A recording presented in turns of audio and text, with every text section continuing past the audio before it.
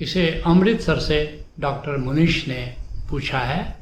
पूछते हैं, अध्यात्म के स्वर्णिम युग के आगाज के लिए विश्व स्तरीय एक धार्मिकता और एक प्रबंधन वांछित है। कृपया इस विषय पर प्रकाश डालें। पहले आओ जानते हैं धार्मिकता क्या है, रिलीजियसनेस क्या है। ओशो कहते हैं, आई टीच रिलीजियसनेस, मैं धार्मिकता सिखाता हूँ। इसको कई नामों से पुकारा गया है। उन सभी नामों को, मुख्य नामों को मैं बताना चाहूँगा ताकि इससे तुमको समझने में आसानी होगी कि धार्मिकता क्या है, रिलीजियसनेस क्या है। इसी को कहते हैं सनातन धर्म, एस धम्मो सनातनो। इसी को कहते हैं सत धर्म, सच्चा रिलीजन। इसी को कहते हैं रित, वेद का ऋषि कहते हैं इसको रित, सच्चा धर्म। इसी को लाओ से कहता है ताओ, ताओ का मतलब है सच्चा धर्म, धार्मिकता। इसी को नानक देव जी कहते हैं हुक्म, हुक्म मतलब सच्चा धर्म, सच्ची धार्मिकता। इसी को संतों ने कहा है अनुभव ज्ञान, अनुभव ज्ञान। ये कहा है वाचक ज्ञान, पढ़ाई लिखाई से जो सीखते हो, जो नॉलेज एक्वायर करते हो। और दूसरा अनुभव ज्ञान, जो तुम अनुभव करते हो, सब्जेक्टिवली जो एक्सपीरियंस करते हो, उसको कहते हैं अनुभव ज्ञान।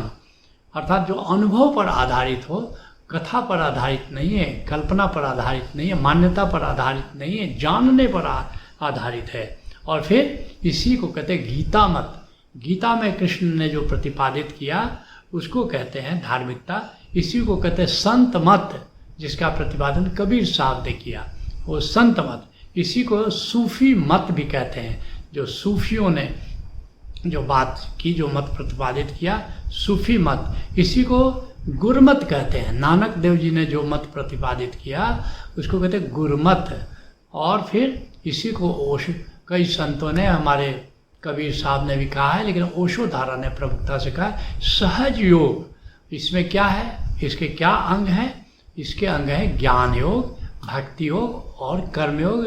कृष्ण ने जिसका प्रतिपादन गीता में किया, वही प्रतिपादन सारे संतों ने किया, सारे गुरुओं ने किया, सारे सूफी फकीरों ने किया। यही है धार्मिकता। और इस विश्व वैश्विक धार्मिकता का प्रवर्तन का श्रेय परम गुरु ओशो को जाता है। उन्होंने इस युग में इस वैश्विक धार्मिकता का प्रवर्तन किया और अब आगे उसको बढ़ाने का धर्म चक्र प्रवर्तन जो ओशो ने शुरू किया, ये ही तो धार्मिकता है। और इसको आगे ले जाने का जो दायित्व है वो ओशो धारा ने अपने कंधों पर लिया है। और इसको, इस धार्मिकता को, इस धर्म चक्र प्रवर्तन को आगे बढ़ाने के लिए 66 वैश्विक कार्यक्रमों का निर्माण किया। तुम सब जानते हो, 14 समाधि कार्यक्रम है, इसके ऊपर 14 सुमिरन कार्यक्रम है, और फिर कर्मयोग के लिए 38 प्रज्ञा कार्यक्रमों का सृजन किया है। और सबसे बड़ी बात है कि विश्व भर में इसको फैलाने के लिए ये जो गीता मत है, ये जो संत मत है, इसके लिए या जो पतंजलि का जो मत है, और उसके लिए योग और प्रबंधन दोनों का समावेश किया है।